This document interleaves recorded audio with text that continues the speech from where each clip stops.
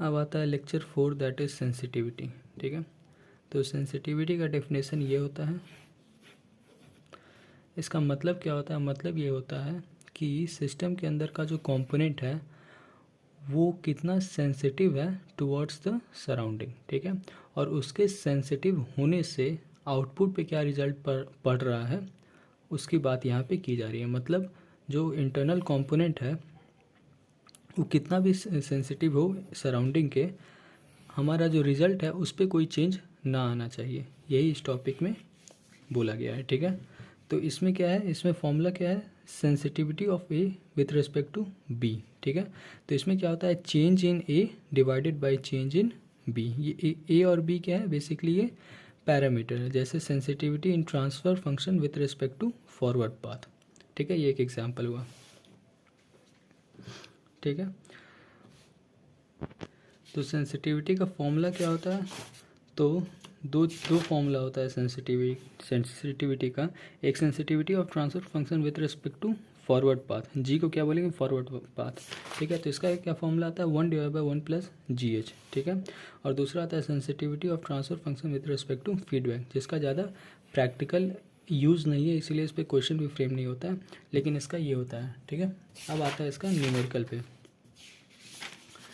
तो न्यूमेरिकल देखो, ये वाला क्वेश्चन है, ये तुम्हारा ये क्वेश्चन नंबर 1 है। ठीक है, इसमें क्या दिया है, इसमें बस तुमको ये दे दिया है, negative unity feedback system steady state error ये दिया है, और सेंसिटिविटी निकालना है with respect to alpha and K. ठीक ना, तो देखो ये तुम्हारा मेन फंक्शन है, जैसे तुम्हारा सेंसिटिविटी का एक्सप्रेशन होता है sensitivity of T with respect to G. ठीक ना, जैसे ये है sensitivity of T with respect to G, तो यहाँ पे टी क्या है, ट्रांसफ़र फंक्शन, तो वही ट्रांसफ़र फंक्शन यहाँ पे ये है। ये कोई इक्वेशन होगा जिसका एक ट्रांसफ़र फंक्शन है, और ये क्या है, विथ रिस्पेक्ट टू, तो with respect to alpha and K find करना है।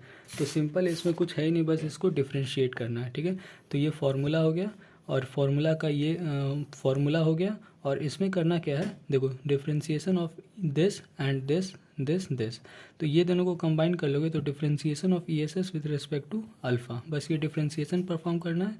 ये वैल्यू हो गया, और ये जो वैल्यू है ई एस एस का वैल्यू क्या होगा, ये पुट कर देना है, सॉल्व हो जाएगा। ठीक है, जो दूसरा है इसमें क्या है, इसमें भी तुम्हारा ट्रांसफ़र फंक्शन दिया हुआ है और विथ रिस्पेक्ट टू के करना है, तो इसमें भी कुछ नहीं, इसमें तुमको सिर्फ ये जो है फ्रैक्शन है इसका डिफ्रेंशिएशन करना है। फ्रैक्शन का डिफ्रेंशिएशन क्या होता है, सबसे पहले होता है differentiation of numerator into denominator minus differentiation of denominator into numerator divided by denominator का स्क्वायर। ठीक है, तो बस इसको कर देना है, उसके बाद अपने आप आंसर आ जाएगा। ठीक है, इसका जो नेक्स्ट क्वेश्चन है वो भी वही है, इसमें वो तुमको डिफ्रेंशिएशन करना है विथ रिस्पेक्ट टू के, आ जाएगा। फिर चौथा क्वेश्चन क्या है, तो इसमें देखो, इसमें एक वर्ड यूज़ किया गया है एटीन्यूएटर। ठीक है, एटीन्यूएटर क्या होता है, एटीन्यूएटर तुम्हारा निगेटिव फीडबैक सिस्टम को बोलते हैं। ठीक है, तो इस वर्ड से पकड़ना है कि ये हमारा निगेटिव फीडबैक का क्वेश्चन है। ठीक है, और इसमें ये देखो 9 वैल्यू ये है, दैट इज़ ये तुम्हारा फीडबैक हो गया, और 100 ± 10%। तो इसमें एक चीज़ समझना है, ये तुम्हारा मेन फॉरवर्ड पाथ गेन हो गया, और ये जो है ये तुम्हारा चेंज दिया हुआ है। चेंज करने का मतलब सेंसिटिविटी का जो फॉर्मूला होता है उसमें ये क्या होता है, चेंज। ठीक ना, तो ये चीज़ का वैल्यू 10% है। ठीक है, change in A divided bye A, change जो होता है ये कॉम्पेरेटिव टर्म है, तो इससे कंपैरिजन करके ये चेंज करने का मतलब ये। ठीक है, तो अगर इसका कुछ सॉल्यूशन देखेंगे तो देखो, forward gain percentage change in forward gain तुम्हारा डेल्टा G/G 10% है। ठीक है,